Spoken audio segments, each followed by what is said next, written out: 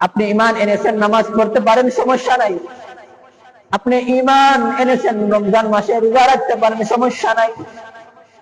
আপনি আমি ঈমান এনেছি, যাকাত দিতে পারি, গরুর গোশত খেতে পারি। আপনি আমি আল্লাহ তাআলার ঘর বাইতুল্লাহ শরীফ জিয়ারত করতে পারি, কোনো সমস্যা নাই, কোনো বাধা নাই।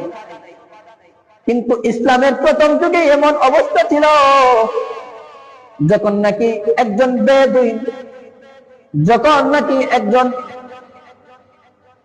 খ্রিস্টান ইহুদি ঈমান আনতো, একজন বিধর্মী ঈমান আনতো, ঈমান আনার পর তাকে পদে পদে লাঞ্ছিত, অপমানিত, পরীক্ষার সম্মুখীন হতে হতো। ঈমানের পরীক্ষা দিয়েছেন হযরতে খাব্বাব রাদিয়াল্লাহু তাআলা আনহু, ঈমানের পরীক্ষা দিয়েছেন কালো গোলাম হাবশীর বেলাল। ঈমান আনার কারণে ঈমানের পরীক্ষা দেয়া হয়েছে।